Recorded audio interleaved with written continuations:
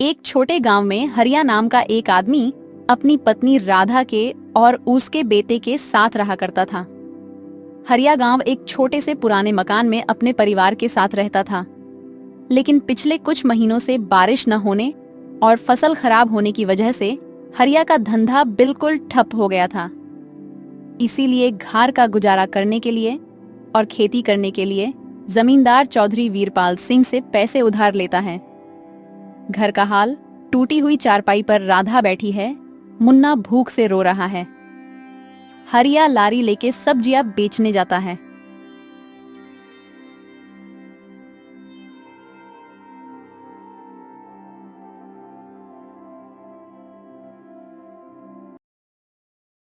अरे भाई, ये टमाटर क्या भाव दिए हैं? टमाटर 30 रुपए किलो है। आप हमेशा मुझसे सब्जी लेती हो, इसलिए मैं आपको 20 रुपए किलो टमाटर दूंगा। ठीक है भैया, तो 1 किलो मुझे टमाटर तोड़ दो। सब्जियां बेचकर अपने घर वापस आ जाता है। सुबह के वक्त मिट्टी के छोटे से घर में चूल्हा जल रहा था, जिस पर लोहे की कढ़ाई में थोड़ी सी सब्जी पक रही थी। अचानक दरवाजा खटखटाने की आवाज आती है। अरे, इतनी सुबह सुबह कौन इतने जोर जोर से दरवाजा पीट रहा है? दरवाजा खोलते ही जमींदार चौधरी वीरपाल सिंह गुस्से में लाल पीला खड़ा था, जो कि बहुत लालची और चालबाज है। वह हर किसी से 2 गुना ब्याज वसूलता था और नहीं देने पे घर और जमीन हड़प लेता था। हरिया, बहुत हो गया तेरा नाटक। मेरे पैसे कहाँ हैं? चौधरी साहब। क्या चौधरी साहब? तुझे सुनाई नहीं देता? मेरे पैसे कहाँ हैं? देर से पैसा, वजह से तेरा ब्याज बढ़ गया है। अब वो उधार तुझे 5 गुना ब्याज के साथ लौटाना होगा। 5 गुना? चौधरी साहब, यह तो अन्याय है। मैंने मेहनत करके ब्याज सहित पूरे पैसे चुका दिए हैं। मैं गरीब आदमी इतना भारी ब्याज कैसे दे सकता हूं? ज्यादा जुबान मत चला। अगर पैसा नहीं दिया ना, तो तुझे घर या जमीन दो से हाथ धोना पड़ेगा, और तुझे पैसे लौटने के लिए सिर्फ 48 घंटे ही मिलेंगे। चौधरी साहब, गरीब का खून चूसकर आपको क्या मिलेगा? हमारे साथ ऐसा अत्याचार मत करिए। इतना ज्यादा ब्याज मैं नहीं दे पाऊंगा। पैसे तो तुझे देने ही पड़ेंगे। देख लूंगा मैं तुझे। याद रखना, हरिया जमींदार चौधरी वीरपाल सिंह से पंगा लेना आसान नहीं है। सेठ हरिया को धमकाते हुए चला जाता है। आप बताइए, यह जिंदगी कब बदलेगी? रोज रोज 2 वक्त की रोटी के लिए जूझना पड़ता है। कभी मन करता है घर की टूटी छत ठीक करवा दूं, तो कभी सोचती हूँ कि हमारे पास भी अच्छे कपड़े हो, लेकिन लगता है किस्मत ने हमें बस तंगी ही दी है। मुझे पता है तुम्हें तकलीफ है, पर मैं क्या करूं? खेत छोटे हैं, बारिश वक्त पर नहीं होती, ऊपर से कर्ज का बोझ भी सर पर है। मैं दिन रात मेहनत करूं, तब हमारे हिस्से में यही नमक रोटी आती है। हाँ, मेहनत तो आप करते हैं, लेकिन भगवान हमारी सुनता ही कहाँ है। लगता है जैसे भाग्य ने हमें इस गरीबी में ही सड़ने के लिए भेजा है। राधा चुपचाप सब्जी पकाने लगी। कमरे में सन्नाटा था। सुबह की हल्की धूप खेतों पर पड़ रही थी। हरिया अपने पुराने हल और बैल लेकर खेत में उतर गया। मिट्टी सूखी थी, दरारें पड़ी थीं, लेकिन हरिया ने पसीना बहाते हुए खेत को जोतना शुरू कर दिया। हे धरती माता, तुमने मुझे जन्म दिया है, अब मुझे निराश मत करना। मेरी राधा की आंखों में फिर से चमक लानी है, मुन्ना के पेट की भूख मिटानी है। चाहे मेरी जान चली जाए, पर आज कुछ करके दिखाऊंगा। उसी वक्त पास के खेत से उसका पुराना दोस्त गिरधारी आया। वह भी किसान था, लेकिन हाल ही में उसकी फसल ठीक निकली थी। अरे हरिया भाई, ये कैसी मिट्टी जोत रहे हो? ये तो बिल्कुल बंजर हो चुकी है, कुछ उगने वाला नहीं है इसमें। गिरधारी, अगर इंसान हार मान ले तो धरती भी उसे कुछ नहीं देती। मैं जानता हूं यह मिट्टी सूखी है, लेकिन मैं अपनी मेहनत से इसे जीवन दूंगा। हरिया की जिद देख गिरधारी का दिल पसीज गया। ठीक है भाई, तेरे हौसले को सलाम। मेरे घर में थोड़े बीज बचे हैं और कुछ गाय का गोबर भी है, तू ले जा, शायद तेरी जमीन भी फिर से हरी हो जाए। हरिया ने कृतज्ञता से गिरधारी को देखा। तेरा यह एहसान मैं जिंदगी भर नहीं भूलूंगा। शाम तक हरिया ने अपनी जमीन पर बीज बो दिए। उसने आसमान की तरफ देखा और मन ही मन प्रार्थना की। हे भगवान, अगर तुझे मेरी मेहनत पसंद हो तो एक बूंद पानी इस धरती पर जरूर बरसा देना। दिन भर खेत में पसीना बहाने के बाद हरिया थक कर घर लौटा। इतनी देर कर दी आज, पूरा भीग गए हो। चलिए पहले बैठिए। हाँ राधा, आज खेत में जी जान लगा दी। सोचा था चाहे जो हो, पर मिट्टी में जान डालकर ही लौटूंगा। अगर बारिश नहीं आई तो सारी मेहनत बेकार हो जाएगी। सही कह रही हो। किस्मत ने हमें अब तक बहुत आजमाया है, पर देखना, इस बार मैं हार नहीं मानूंगा। खेत में बीज पड़ चुके हैं, अब भगवान चाहे तो हमें अन्न से भर देगा। तभी मुन्ना पास आकर, बाबा, क्या इस बार हमारे घर भी खूब सारा अनाज आएगा? मुझे भूख नहीं लगेगी ना? हाँ बेटा, इस बार तेरा पेट भरने से पहले मेरे खेत की मिट्टी भी हरी भरी होगी। काश चौधरी वीरपाल हमें इतना परेशान न करता, वरना गरीबी तो जैसे तैसे झेल लेते, लेकिन उसके ब्याज का बोझ वो तो हमारी जान ले लेगा। जानता हूं राधा, चौधरी जैसे लोगों के लिए गरीब की मेहनत बस एक खिलौना है। लेकिन मैं वादा करता हूं, जब तक मेरे हाथों में जान है, मैं तुम्हें और मुन्ना को किसी के आगे झुकने नहीं दूंगा। अगले दिन सुबह हरिया फिर से अपनी टोकरी उठाए सब्जियां लेकर गांव की गलियों में निकल पड़ा। लेकिन तेज धूप ने खेतों की नमी सोख ली थी। उसकी सब्जियां, टमाटर, बैंगन और भिंडी सब सूखी, मुरझाई और बेजान लग रही थीं। लो ले लो, ताजी सब्जियां ले लो, टमाटर, बैंगन, भिंडी, सस्ती सब्जियां ले लो। गली में कुछ औरतें पानी भर रही थीं। उन्होंने हरिया की टोकरी में झांका और मुंह बना लिया। अरे हरिया भाई, ये कैसी सब्जियां हैं? एकदम मुरझाई हुई। देखो तो टमाटर भी सिकुड़ गए हैं। हम इन्हें कैसे खाएंगे? बहन जी, धूप बहुत तेज थी, सब्जियां खेत में ही झुलस गई, लेकिन खाने लायक हैं, कसम से खराब नहीं है। आप ले जाइए, मैं आधे दाम ले लूंगा। आधे दाम? अरे इन सब्जियों के तो हम पैसे भी दें तो घाटा ही होगा। तू इन्हें किसी और को दे दे। दोनों औरतें बर्तन उठाकर चली गईं।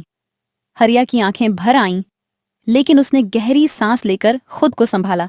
हे भगवान, इतना पसीना बहाकर सब्जियां उगाई, अब कोई लेने को भी तैयार नहीं। ये सब्जियां अगर बिकेंगी नहीं तो घर में चूल्हा कैसे जलेगा? थोड़ी दूर आगे उसने दरवाजा खटखटाया। अंदर से लाला रामदयाल निकले, जो गांव के धनवान दुकानदार थे। लाला जी, कुछ सब्जियां ले लीजिए, बहुत सस्ती दे दूंगा, घर में बच्चा भूखा बैठा है। हरिया, ये सब्जियां तो कुत्ते भी न खाएं। मैं दुकान पर ऐसी सब्जियां रख दूंगा तो ग्राहक मुझसे भी मुंह मोड़ लेंगे। जाओ, किसी और को बेचो। हरिया का गला सूख गया, वह पसीने से भीग गया, लेकिन आंसू रोकता रहा। धीरे धीरे उसने कदम आगे बढ़ाए और एक एक घर जाकर पुकार लगाई। आज सब्जियां ले लो, ताजी सब्जियां ले लो। लेकिन हर दरवाजे से उसे वही जवाब मिला, नहीं चाहिए। आज सब्जियां घर में हैं, ये तो बिल्कुल बेकार लग रही हैं। उसकी टोकरी जस की तस भरी रही। थककर हरिया एक पेड़ के नीचे बैठ गया। उसने सिर पकड़ लिया। क्या मेरी मेहनत इतनी सस्ती हो गई है? क्या मेरे बच्चे की भूख की कोई कीमत ही नहीं? क्या गरीब के हिस्से में बस ठोकरें ही लिखी हैं? तभी एक छोटा लड़का उधर से गुजरा। उसकी नजर हरिया की सब्जियों पर पड़ी और वह बोला, चाचा, मुझे ये टमाटर दे दो। मेरी माँ बीमार है, वो खिचड़ी बनाना चाहती है, लेकिन मेरे पास पैसे नहीं हैं। हरिया ने लड़के की मासूम आंखों में देखा।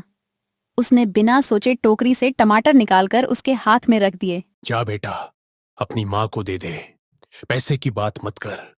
दुआ मिलेगी तो वही मेरे लिए सबसे बड़ा सहारा होगा। लड़का भाग गया। हरिया ने आकाश की ओर देखा। उसकी आंखों में आंसू थे, पर होठों पर हल्की मुस्कान। शायद भगवान मेरी जेब न भरे, पर किसी की थाली भरने का सुख जरूर देगा। शाम ढल चुकी थी। सूरज की आखिरी किरणें गांव की गलियों में फीकी पड़ रही थीं। हरिया सिर झुकाए खाली टोकरी लिए घर लौटा। क्या हुआ? सब्जियां बिकी? कुछ पैसे आए? नहीं राधा, कोई भी सब्जी नहीं खरीदी। सब कहते थे ये सब्जियां मुरझाई हैं। कोई पैसे देने को तैयार नहीं था। यह सुनकर राधा की आंखों में आंसू भर आए। वह चूल्हे की तरफ देखने लगी, जहां बस थोड़ी सी आटा की गठरी रखी थी। तो आज रात भी हमें भूखा ही सोना पड़ेगा। मुन्ना का पेट कैसे भरेगा? हर दिन का यही हाल रहेगा क्या हरिया? हमारी किस्मत क्या कभी बदलेगी नहीं? हरिया की आंखों में दर्द था, पर उसने अपने आंसू छिपाकर राधा का हाथ थाम लिया। राधा, आज का दिन भले ही बुरा गया हो, पर हमेशा ऐसा नहीं रहेगा। चौधरी वीरपाल हमें जितना भी दबाने की कोशिश करे, मैं उसके आगे झुकूंगा नहीं। अगर उसने मेरा घर और खेत छीनने की कोशिश की, तो इस बार हम चुप नहीं बैठेंगे। पर हम गरीब लोग चौधरी जैसे जमींदार से कैसे लड़ पाएंगे? उसके पास ताकत है, गुंडे हैं, पैसा है, और हमारे पास हमारी मेहनत है, और सबसे बड़ी चीज सच्चाई। जो आदमी अपना खून पसीना बहाकर अन्न उगाता है, उसे कोई जमींदार कभी परास्त नहीं कर सकता। राधा ने उसकी आंखों में देखा। वहां थकान के साथ साथ जज्बा भी था। अगर तुम इतना बड़ा कदम उठाने की सोच चुके हो, तो मैं तुम्हारे साथ हूँ। चाहे जो हो जाए, इस बार हम चौधरी के सामने झुकेंगे नहीं। तभी मुन्ना भी पास आ गया और मासूमियत से बोला, बाबा, माँ, आप लोग उदास क्यों हो? जब मैं बड़ा हो जाऊंगा ना, तब बहुत पैसे कमाऊंगा। फिर हमारे पास सब कुछ होगा। ये बच्चा मेरी ताकत है।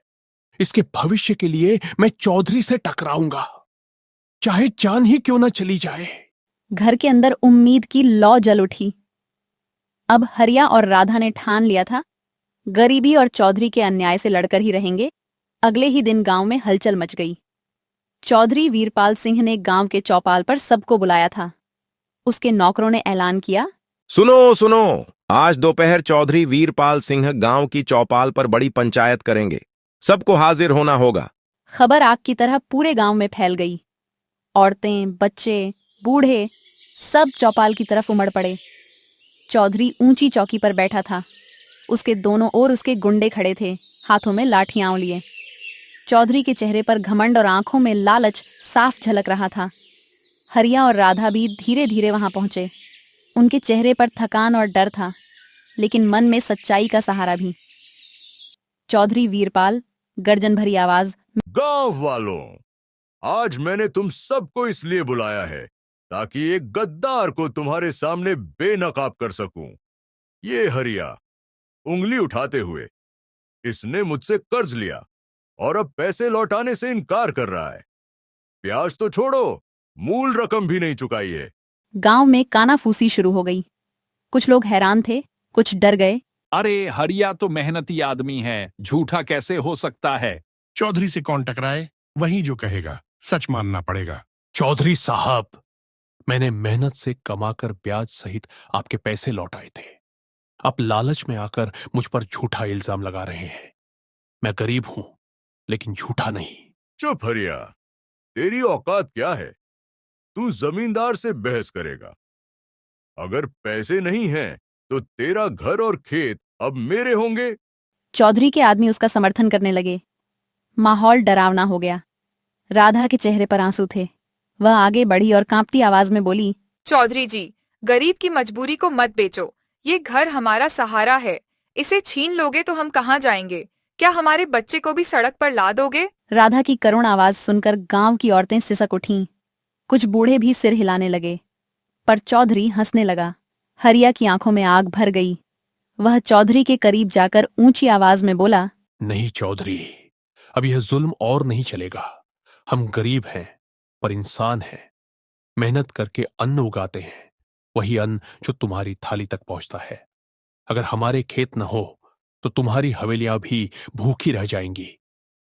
आज मैं पूरे गांव के सामने कहता हूं, मैं तुम्हारे झूठे ब्याज का एक भी दाना चुकाने वाला नहीं हूं। चौधरी गुस्से से खड़ा हो गया। उसके आदमी लाठियां उठाकर हरिया की तरफ बढ़े। रुको चौधरी, तू भूल रहा है कि ये गांव सिर्फ तेरी जागीर नहीं है। हरिया सच कह रहा है। हमने अपनी आंखों से देखा है। उसने मेहनत करके तुझे कर्ज चुकाया था। अब तू ज्यादा मत कर। गरीबों पर जुल्म करना बंद कर। पूरा गांव अचानक एक सुर में बोल पड़ा, हाँ, हरिया सच कहता है। चौधरी का लालच अब और नहीं चलेगा। चौधरी के चेहरे का रंग बदल गया। वह हैरान था कि गांव वाले उसकी जगह हरिया का साथ दे रहे थे। उसकी मुट्ठियां भींच गईं, पर हालात उसके काबू से बाहर हो चुके थे। देखा हरिया, सच की ताकत कितनी बड़ी होती है। जो गरीब एकजुट हो जाए, उसे कोई भी जमींदार नहीं हरा सकता। हरिया ने भीड़ की तरफ देखा। उसके दिल से बोझ उतर गया। पहली बार उसे लगा कि उसका गांव उसके साथ खड़ा है। उसके चेहरे पर चमक थी, हिम्मत और उम्मीद की। चौपाल की उस गर्मागर्म पंचायत के बाद गांव में हलचल फैल गई। चौधरी वीरपाल सिंह का चेहरा गुस्से से तमतमा उठा था।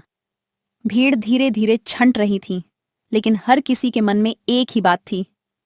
आज पहली बार किसी ने चौधरी को खुलकर चुनौती दी है। ये हरिया, इस नीच किसान की इतनी हिम्मत कि मुझे सबके सामने झूठा कहे।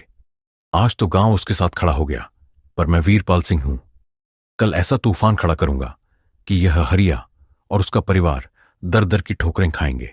चौधरी अपनी हवेली की ओर चला गया, लेकिन उसके मन में बदले की आग जल रही थी। दूसरी ओर हरिया और राधा जब घर लौटे तो उनका स्वागत गांव के कई लोग करने आए। बूढ़े, औरतें और बच्चे सब उनके घर के बाहर जमा हो गए। हरिया भाई, तूने तो कमाल कर दिया। आज तूने चौधरी के आगे जुबान खोली, वरना हम सब तो डर के मारे चुप रहते थे। हाँ भाई, तेरा साहस देखकर हम सबको हिम्मत मिली है।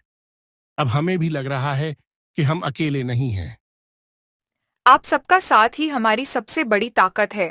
अगर हम एकजुट रहें तो चौधरी जैसा कोई भी अत्याचारी हमारा कुछ नहीं बिगाड़ सकता। हरिया चुपचाप खड़ा था। उसके दिल में उम्मीद और डर दोनों साथ साथ थे। उसने सबको देखते हुए कहा, भाइयों बहनों, आज चौधरी हार कर गया है, लेकिन याद रखना वह चुप बैठने वाला नहीं है। उसकी आंखों में मैंने बदले की आग देखी है। हमें सावधान रहना होगा। अगर हम बिखरे तो वो हमें एक एक कर तोड़ देगा, लेकिन अगर हम सब साथ खड़े हुए तो वो हमें कभी नहीं झुका पाएगा। उस रात घर के भीतर राधा ने हरिया को ढांढ बंधाया। हरिया, मैं जानती हूँ तूने सच का साथ दिया है, लेकिन चौधरी बहुत चालाक और निर्दयी है। मुझे डर लग रहा है कि वह कोई बड़ा षड्यंत्र रचेगा। डरना मत राधा। चौधरी अब चाहे जितनी चालें चले, मैं पीछे नहीं हटूंगा। अगर जरूरत पड़ी तो मैं अपनी जान भी दांव पर लगा दूंगा, पर तुम्हें और मुन्ना को किसी के आगे झुकने नहीं दूंगा। बाहर हवाओं में अजीब सी सरसराहट थी, जैसे आने वाले तूफान की आहट हो। चौधरी अपनी हवेली में बैठा अगले वार की योजना बना रहा था। उसके चेहरे पर खतरनाक मुस्कान थी। हरिया, तूने मेरी नाक कटवाई है। अब देख, मैं तेरा ऐसा हाल करूंगा कि पूरे गांव के लिए तू मिसाल बन जाएगा, डर की मिसाल। वो रात किसी काली आफत की तरह आई, पर चौधरी वीरपाल सिंह के मन में अब सिर्फ एक ही सिहरन थी, बदला। उसने तामचीनी अंगूठी चमकाते हुए अपने 2-3 बदमाश नौकरों के साथ चुपके से काले कपड़ों में सारा सामान लिया और हाथों में तेल भरती कटोरियां लिए हरिया के खेत की ओर चल पड़ा। चौराहे के पास चौधरी की ठहाके जैसी हंसी, घास से जलती हुई आग पर सलाम देते हुए बदभंग्य। आग से बड़ा कोई हिसाब नहीं है। ये सब मिट्टी का ठगापन और हरिया जैसी गंवारों की हिम्मत दोनों एक साथ जला देगा। उसने पहले खेत के किनारे पर ढेर सा सूखा भूसा और मुरझाई हुई सब्जियों के ऊपर तेल डाला, फिर जंगल की सूखी टहनियों पर भी आग लगा दी। हवा ने आग को झोंके दिए। एक एक लपट खेत की तरफ बढ़ी और कुछ ही पल में पूरी खेतवारी लपटों में डूब गई। टमाटर के छोटे छोटे ठूंठ, भिंडी के सूखे डांठ, सब काला धुआं बनकर उड़ने लगे। आवाज मत करो वरना तुम्हारी भी खैर नहीं। आग तेज थी। चौधरी ने ताबड़तोड़ काम किया। खेत जला, फिर हरिया के घर की ओर बढ़ा। उसने अपनी हवेली से कुछ पुरानी ताड़ की लकड़ियां और तेल की पिट्टियां लेकर आकर हरिया के घर के बाहर घास, बोहड़ और सूखी झाड़ियों के पास आग लगाई। चौधरी की कर्कश हंसी। चलो दिखा दूं कि किसकी जागीर कितनी टिकती है। गरीबों को सबक सिखाना जरूरी है। फिर वह अपने नौकर के साथ कहीं गाड़ी में बैठकर भाग गया, जैसे कि कुछ हुआ ही ना हो, पर पीछे राख और धुएं की वो लकीरें छोड़ गया जिनसे गांव की नींद टूटने वाली थी। तभी किसी ने तेजी से खिड़की से बाहर देखा। दूर से नारंगी लाल रोशनी झलक रही थी। राधा अजीब सी आवाज में आंखें खुलती हुई, ये रोशनी, रात में कौन जल रहा है? माँ, वो रोशनी जलती हुई है। हरिया की नींद भी टूट गई। उसके होने वाले सपने पीछे छूट गए। उसकी छाती में जैसे कोई पत्थर बैठ गया। वह कूद कर बाहर निकला। घर की छोटी सी आंगन में जब पहली झलक लगी तो उसने देखा खेत से उठती हुई लपटें आकाश की तरफ झुक रही थीं और उसके ही घर के बाहर सूखी घास अब आग की लपटों से सरक कर छत के कोने तक पहुंच चुकी थी। हरिया, चेहरे पर पसीना, आवाज कांपती हुई। नहीं, ये कैसे? मेरा खेत, मेरा घर। राधा चीखी, एक चीख जिसे रात की खामोशी ने निगलना चाहा था, पर फिर भी गांव के कई घरों में गूंज उठी। हरिया, आग! हमारे घर में आग है। मुन्ना, उठा रे, उठ, कोई पानी लेकर। पड़ोसी नंदलाल की हड़बड़ी वाली आवाज। हटाओ सब कुछ, पानी लाओ। आग के पास मत खड़े होना, बच्चों को बाहर निकालो। हरिया, तुम छत से हटो, मुन्ना को नीचे ले आओ। तुम्हारे बिना मैं कुछ नहीं कर पाऊंगी। मैं ही तुझे छोड़कर कैसे जाऊं? मेरा घर, मेरा परिवार, मैं सब बचाऊंगा। सब तरफ पानी फेंको, मिट्टी उछालो। दयास पहले हटाओ ताकि हवा कम पहुंचे। किसने किया ये? कौन कर गया? वीरपाल, तेरे नाम पर यह राख रही है, पर याद रखो, तेरे हाथों की इस आग का हिसाब हम तुमसे मांगेंगे। हरिया जमीन पर बैठ गया। उसकी हथेलियां काले से हो चुकी थीं, चेहरे पर राख थी, पर उसकी आंखें अब धधक रही थीं। यह केवल आग का रोना नहीं था, यह आग अब उसके अंदर की आग थी, बदले की। उसने महसूस किया कि अब सिर्फ रोने से कुछ नहीं होगा। वे सब कुछ जला सकते हैं, पर मेरी हिम्मत नहीं जला पाएंगे। जो हमारे पास बचा है, हम उसे दोबारा उठाएंगे। मैं चौधरी वीरपाल से बदला लूंगा, पर उसके तरीके नहीं। उसकी लड़ाई अब न्याय के लिए होगी। तुम्हें खुद को संभालना होगा हरिया, मुन्ना के लिए, मेरे लिए और इस गांव के लिए। अब अकेले लड़ना नहीं होगा, हम सब साथ हैं। तभी उसी राख धुएं वाले मौके पर चौधरी वीरपाल सिंह तमाम ठहाके मारते हुए लौटा। उसकी सूरत पर जीत की चिकनी सी मुस्कान थी। अब देखो सब लोग, मैंने कहा था, जो उधार लेगा उसका हिसाब किताब मैं लेकर ही रहूंगा। हरिया का घर और खेत अब मेरी हो चुका है। क्या बताऊं, अब इसका कोई कीमत भी नहीं रह गई। सब कुछ राख हो गया। गांव के लोग चुप थे। उनमें कुछ शर्मिंदगी, कुछ डर, कुछ गुस्सा, पर आंखों के आगे हर किसी का सिर झुका हुआ था, क्योंकि ताकतवर की आवाज में एक तरह का दबदबा था। देखो, मैंने सब कुछ लिखा है। कर्ज बढ़ चुका है, अब इसमें और बढ़ोतरी नहीं करूंगा। पर तुझे और तेरी बीबी को यहां नहीं रखना है। तू अपना सारा सामान मेरे हवाले कर दे। चौधरी जी, यह क्या मांग रहे हो आप? हमने जो धरती से कमाया था वही तुमने जला दिया। अब जो बचा है वही तुम मोल ले रहे हो। क्या हमारी इज्जत भी तुमने खरीद ली है? इज्जत? गरीबों की इज्जत बस दिखावा होती है राधा, और दिखावे को मैं अपने हवाले कर दूंगा। चलो, तेरी फटी पलंग, तेरे बर्तन, बीच का थैला, सब मेरे लिखित में आ जाए। हरिया ने कुछ कदम आगे बढ़कर देखा। उसकी आंखों में आंधियां और गुस्से की एक ठंडी लौ थी, पर मुख से निकला स्वर मानो धुएं में घिरा हुआ था। तुमने हमारी रोटी छीनी, हमारे खेत जला दिए, और अब हमारे पास जो बचा है उसे तुम मोल ले रहे हो। ले लो, हमारे पास अब तगाड़ने का कुछ भी नहीं। पर सुन लो, हम खुद अपनी मर्यादा के साथ हट रहे हैं। मैं अपने परिवार को बचाऊंगा, इसी में मेरी जंग है। चौधरी के नौकरों ने घर के अंदर झांककर चीजें उठानी शुरू कर दी। खटिया का टूटा फ्रेम, कुछ जले भुने बर्तन, वो दौलत की छोटी थैली जो किसी तरह बची थी। गांव के कुछ लोग आंखें झपकते रहे, किसी ने विरोध नहीं किया। विरोध करने पर चौधरी के गजौओं का डर था। ये तो बड़ी बेमानी बात है। इंसान का घर, उसकी यादें, सब कुछ बस कागजों में बिक रहा है। हरिया, तुम चलो, मुझे और मुन्ना को कोई भी नहीं जकड़ेगा। अगर तुम्हें यहाँ रहकर हमारी कब्र बनानी है तो मैं रोकूंगी नहीं। चलिए, जंगल में भी तो जिंदगी होती है, वहाँ कम से कम डर नहीं होगा। बाबा, मेरा खिलौना कहाँ गया? माँ, मेरी रोटी? मुन्ना, सब कुछ ठीक होगा, हम फिर बनाएंगे। चलो अब जल्दी, यहाँ ठहरना अब संभव नहीं। हरिया, हम तुम्हारे साथ हैं, जितना हो सकेगा मदद करेंगे। पर अब चलो, जंगल ठंड में कठिन है। तुम्हारा यह साथ हम कभी नहीं भूलेंगे।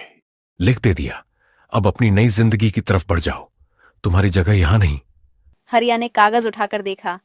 सफेद पर स्याही की काली लकीरें, पर अब उसके लिए वे कुछ मायने नहीं रखती थीं। उसका घर खो गया था, पर उसने अपने परिवार को चुना, अपने बच्चों की आंखों की चमक को चुना। राधा, घबराते हुए पर निर्भीक। हम चले? चलो हरिया, हम जंगल की तरफ निकलेंगे। कम से कम वहां हमें तुम जैसा अकेला नहीं छोड़ पाएगा कोई। तुम्हारा वापसी का हम सभी को इंतजार था हरिया। अब समय आ गया है। न्याय के लिए हम सब साथ हैं। गांव के ठीक किनारे रुककर, जहां से जंगल शुरू होता था, हरिया ने एक बार पीछे मुड़कर देखा। उसका गांव, उसकी जमीन, वो छत जहां उसने परवरिश की थी, अब धुएं में घिरा हुआ था। उसकी आंखों में आंसू थे, पर उसके कंधे ऊंचे बने रहे। उसने अपना छोटा सा घर अपनी पीठ पर बांधा और परिवार का हाथ थामे आगे बढ़ा। और वे चले रात के सन्नाटे में राख की खुशबू लेकर जंगल की ओर। हरिया मन ही आज हम हार गए हैं, पर जिंदगी खत्म नहीं हुई। जंगल में भी संघर्ष होगा, पर हम फिर से उठेंगे। मेरी राधा, मेरे मुन्ना, तुम्हारे लिए मैं फिर से दुनिया बनाऊंगा। रात की ठंडी हवा पेड़ों की पत्तियों से सरसराकर चली जा रही थी। हरिया, राधा और मुन्ना वहीं गांव के किनारे एक बड़े बरगद के पेड़ के नीचे बिछे थके हारे चटाई और कुछ बचे खुचे कपड़ों के साथ लेट गए। यह रात भी कट जाएगी, कल नया दिन होगा, कुछ ना कुछ तो बदल ही जाएगा। सुबह की हल्की रोशनी धीरे धीरे ओर से टूटने लगी। हरिया अभी भी आधा सोया था, पर उसकी आंखों में एक अलग तरह की मजबूती थी। उसे पता था कि अब रुकना संभव नहीं। उसे दूर किसी और राज्य में काम ढूंढना होगा। काम चाहे कितना भी कठोर हो, उससे परिवार का पेट सहज हो सके तो वह चलेगा। राधा कंप खंपाते हुए पर समझाते हुए, तुम जा रहे हो अकेले? वहां कैसे चलोगे बिना किसी रिश्तेदार के? हाँ राधा, मैं अकेला जाऊंगा। यहां रहकर हम सबको और ज्यादा होना पड़ेगा। मैं कोशिश करूंगा, जहां काम मिलेगा वहीं पल भर कर रुकूंगा। तुम और मुन्ना यहां रहो, गांव से कुछ मदद मिले तो चल पड़ेगा। तुम्हें जाना होगा, पर वादा करो जितना कमाओगे कुछ भेजोगे और यहाँ लौटने की पूरी कोशिश करोगे। मुन्ना की आंखों में फिर वही चमक लाना। वादा करता हूं राधा, तुम दोनों की मुस्कान के लिए मैं किसी भी परिश्रम से नहीं डरूंगा। अगर भाग्य ने हमसे कुछ छीन लिया तो उसे मेहनत से फिर ले लूंगा। हरिया जंगल की ओर जाता हुआ रास्ते पर थका हारा चल रहा था। तभी एक मोड़ के पास उसने देखा कि एक वृद्ध साधु बाबा गहन तपस्या में लीन हैं। चेहरे पर वर्षों की शांति बसी थी और उनके चारों ओर एक अजीब सी ठंडक और प्रकाश मिल रहा था। महाराज, क्या मैं कुछ क्षण आपको तार तार कर सकता हूं? मुझे भी मन की शांति चाहिए। पर तभी नदी की ओर से एक अटपटा सरसराहट आई, जैसे कोई रेंगने वाला प्राणी करीब आ रहा हो। हवा बदल गई और सतह पर धीरे धीरे एक विशाल इच्छाधारी नाग निकला। चमड़ी पर हिरन सा पैटर्न, आंखों में लाल चमक और मुंह में सांपों की भयावहता। उसकी दृष्टि साधु की ओर टिक गई। कौन आया है मेरी शांति भंग करने? यह साधु मेरी शक्ति को छीन रहा है। मुझे यहां से भगा दो। नाग ने अचानक अपनी जादुई तलवार निकाली, एक तलवार जो हवा में बिजली की तरह चमक रही थी, और साधु की तरफ झपटा। साधु आंखें बंद किए थे। उनकी प्रतिक्रिया धीमी लग रही थी, पर तभी तलवार साधु के पास से गुजरते हुए किसी प्रतीत अनपेक्षित चीज से टकराई। हरिया का हाथ। तलवार का खरोंच हरिया के बाजू से लगती है। हरिया की कराह से साधु की आंखें खुल गईं। उसने तुरंत देखा कि साधु पर तलवार चली जा रही थी और एक जवान आदमी बीच में आकर घायल हुआ है। साधु की आंखों में भय और करुणा दोनों चमके। साधु तेज पर सौम्य। हे बेटे, तुम क्यों बीच में आए? पर तेरा साहस, तूने अपनी जान आईना पर रख दी। साधु ने झट से अपनी दिव्य छड़ी उठाई। उसकी सांसों में कुछ अनोखा संगीत गूंजा और उसने दिव्य त्रिशूल को नाग की ओर फेंका। त्रिशूल हवा काटते हुए नाग के सीने में धंस गया। नाग की चीख निकली और एक चकमक सी रोशनी के साथ वह वहीं क्षण में धुआं बनकर हवा में घुल गया। नाग की मृत्यु की आवाज, जो एक तरह की कराह और शोक जैसी थी, नाग मरते ही वहां का वातावरण शांति में बदल गया। ऐसा न कर बेटा, औरतों और बच्चों के लिए खुद को न जोखिम में डालो। पर तेरी कराह सुनकर मेरी आंख खुली। मैं तुझे पहले से जानता हूं। महाराज, मुझे माफ कर दीजिए। मैं अपना परिवार बचाने के लिए कहीं भी जाऊंगा, कुछ भी कर लूंगा, पर मेरी हालत बहुत खराब है। चौधरी ने घर जला दिया, हमारे पास कुछ नहीं रहा। साधु की आंखें गहरी हुईं। मैं तेरा त्याग और तेरी कठिनाई पहले से जानता था। मैंने इस घाटी में बहुत कुछ देखा है। मैं तुम्हारे दुख से वाकिफ हूं। तेरी लड़ाई, तेरी प्रीत, सब मेरे अंतःकरण में दर्ज है। महाराज, मुझे कोई रास्ता दिखाइए। मैं राधा और मुन्ना के लिए कुछ करना चाहता हूं। सुन ले युवा, तुम्हारी निष्ठा और पराक्रम से मैं अत्यंत प्रसन्न हूं। इसलिए मैं तुम्हें एक वरदान देना चाहता हूं। साधु ने धीरे से अपना वरदान बताया। उनकी आवाज में जैसे धरती का वचन घुला हुआ। 2 साल? महाराज, क्या ठीक सुन रहा हूं? क्या सच में 2 साल में ही ऐसा होगा? हाँ बेटा, पर सुनना, ये वरदान अंधाधुंध नहीं मिलता। तुम्हें सच्ची निष्ठा से मेहनत करनी होगी, दूसरों का साथ लेना होगा और किसी भी तरह की चोरी छिपे की बात से दूर रहना होगा। यह धरती केवल सच्चे दिल और परिश्रमी के लिए फलीभूत होगी। हरिया के आंखों में उम्मीद की नई किरण जगी। उसके कमजोर हाथ कांपने लगे, पर इस बार वह थर्राहट भय की नहीं, उत्साह की थी। धन्यवाद महाराज। यह वरदान मेरे लिए और मेरे परिवार के लिए जीवन दान जैसा है। मैं आपकी आज्ञा का पालन करूंगा। मेरी मेहनत, मेरी ईमानदारी से मैं वह जमीन उपजाऊंगा। तू परिश्रम और सत्य का पथ चुना। बस इतना याद रख कि कोई भी शक्ति तुम्हें अकेला नहीं छोड़ती। मैं अपनी प्रार्थनाओं और आशीर्वाद से तुम्हारे साथ रहूंगा। जाओ, नदी के उस पार वह भूमि है। नाम मत पूछो, दिल से पहचानोगे। साधु ने फिर से दिव्य त्रिशूल को नभ की ओर उठाया और एक कोमल प्रकाश हरिया पर बिखेर दिया। ऐसा लगा मानो आकाश ने भी आशीर्वाद दे दिया हो। हरिया का घाव धीरे धीरे भरने जैसा महसूस हुआ। दर्द कम हुआ, पर दिल में जिम्मेदारी का बोझ और बढ़ गया। हरिया, आंखों में नमी, पर आवाज दृढ़। मैं लौट कर आऊंगा महाराज, 2 साल बाद और उससे भी पहले। मैं फिर से अपना घर बनाऊंगा, राधा और मुन्ना की हंसी लौटाऊंगा। तुम्हारा हौसला ही तुम्हारा सबसे बड़ा अस्त्र है। जाओ बेटा, और धरती को अपना मित्र बनाओ। हरिया, राधा और मुन्ना उस ताल के किनारे वाली दिव्य जमीन पर पहुंचे। वहां की मिट्टी में एक अजीब सी चमक थी। मिट्टी सूखी तो थी, पर भीतर से जैसे सुनहरे अनाज की पुकार आ रही हो। हरिया ने साधु के कहे शब्द अपने दिल पर गहरे उतार लिए थे। ईमानदारी, परिश्रम और धैर्य। यह जमीन हमारी है राधा। हम इसे अपने खून पसीने से हरा करेंगे। तुम्हारे इरादों में जो आग है, वही हमारी फसल को सोना बना देगी। चलो, आज मेहनत करके सोने का सपना सच करेंगे। दिन गुजरते गए। सूरज की तपिश सहने का सबक, रातों की ठंड में आग जलाकर सोने का धैर्य, बीजों की निगरानी, पानी की थोड़ी सी बचत। हरिया ने सब कुछ किया। समय बीतता गया, 1 साल, दूसरा साल, और उस भूमि ने अपना रहस्य खोलना शुरू किया। छोटे छोटे बीजों ने अंकुरित होकर सुर्ख पीले बाल दिखाए। फिर वे बाल घने हुए और अनाज के दाने जैसे चमकने लगे। पर यह चमक किसी दूसरी फसल जैसी नहीं थी।